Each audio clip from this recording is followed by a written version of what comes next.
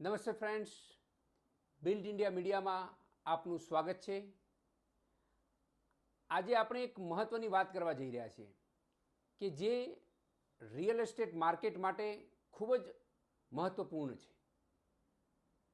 વર્તમાનમાં real estate સેક્ટરમાં ખૂબ જ ધીમી ગતિથી આખું માર્કેટ ચાલી રહ્યું છે અને હાલમાં જે યુદ્ધની સ્થિતિ ચાલી રહી છે જેના કારણે ક્રૂડ ઓઇલના ભાવો ઉચકાઈ રહ્યા છે અને ઘણીવાર સીઝફાયર થયું અને ઘણીવાર સીઝફાયર કે નહીં થાય એવી સ્થિતિની અંદર વિશ્વની અંદર આર્થિક અરાજકતા ચાલી રહી છે અને આર્થિક અરાજકતા ચાલી રહી છે પરિણામે રિયલ એસ્ટેટ જેવા સેક્ટર ઉપર ખૂબ જ માઠી અસર પડી રહી છે અને જેના પરિણામે રિયલ એસ્ટેટનો અભિન્ન અંગ ગણાતા એવા સિમેન્ટ, સ્ટીલ અને બિલ્ડિંગ બનાવવા માટેના અલગ અલગ જે બિલ્ડિંગ મટીરિયલ્સના ભાવ ખૂબ જ વધારો થયો છે અને આ ભાવમાં અંદાજે આપણે કહી શકીએ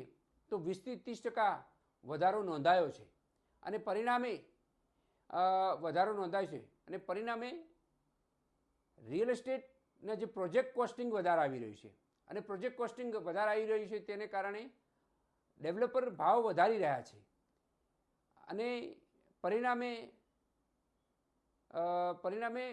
પ્રોપર્ટી મોંઘી થાય છે. પરંતુ હાલ સ્થિતિ એવી છે કે હાલ નવા પ્રોજેક્ટ લોન્ચ થતા નથી. એનું કારણ એ જ છે કે અત્યારે ડેવલપર પણ વિચારી રહ્યો છે કે કોઈ પણ પ્રોજેક્ટ મૂકવો હોય તો એનું જ્યારે જે પ્રોજેક્ટ કોસ્ટ આવે છે એ પ્રોજેક્ટ કોસ્ટ અને અંદર રહેલી જે કન્સ્ટ્રક્શન કોસ્ટ એ ખૂબ જ મોટી આવતી હોય છે. એના પરિણામે પ્રોજેક્ટ પોસાતો નથી. તો સામે ગ્રાહકો પણ એવું વિચારી રહ્યા છે કે સાલું અત્યારે માર્કેટમાં સ્થિતિ બહુ જ ખરાબ છે, યુદ્ધ ચાલી રહ્યું છે, તો કયા સમયે શું થાય એ કોઈને ખબર નથી હોતી, અનિશ્ચિતતાઓથી ભરેલું છે. પરંતુ એક વાત તો ચોક્કસ છે કે અત્યારનો જે ગ્રાહક છે એ ખૂબ જ ચતુર બન્યો છે, હોશિયાર બન્યો છે. કારણ કે હવે પહેલાં એવું નહોતું કે ભાઈ ફટાફટ મકાન લઈ લઈએ. અત્યારે તે ગ્રાહકની વર્તમાન પરિસ્થિતિ પણ જુએ છે, સાથે સાથે વર્તમાનમાં માર્કેટ શું ચાલી રહ્યું છે એ પણ જુએ છે. હાલ વ્યાજનો દર કેટલો છે, હાઉસિંગ લોનનો દર કેટલો છે, આવા બધા ઘણા બધા મુદ્દાઓ પર એ વિચાર કરી અને ઘરનું ઘર ખરીદે છે. એના કારણે માર્કેટમાં આટલો બધો ધીમી ગતિ હોવા છતાંય મકાનોના ભાવમાં કોઈ ઘટાડો થયો નથી. આવી એક વિપરીત પરિસ્થિતિના એ સર્જાઈ છે. એટલે હવે આ સ્થિતિમાંથી બહાર નીકળવા માટે તો ચોક્કસ સમય જોશે અને તાજેતરમાં જ ક્રેડાઈ ગુજરાત સહિતના અન્ય રિયલ એસ્ટેટના એસોસિએશનો પણ સરકારશ્રીને રજૂઆત કરી છે કે ગુજરાત રેરામાં પણ રજૂઆત કરી છે કે જો યુદ્ધના કારણે જે સ્થિતિ વિપરીત સર્જાઈ છે એના કારણે સમયસર પ્રોજેક્ટ પૂર્ણ થતો નથી, વિલંબમાં પડી રહ્યો છે, તો એવી રજૂઆત પણ કરી છે કે ભાઈ 6 મહિના અમને એમાં એક્સટેન્શન આપો અને એ રજૂઆત સરકારશ્રીએ વિચારાધીન છે. આવા મુદ્દાઓના કારણે માર્કેટમાં અરાજકતા અને માર્કેટની સ્થિતિ થોડી ધીમી ગતિ ચાલી રહી છે.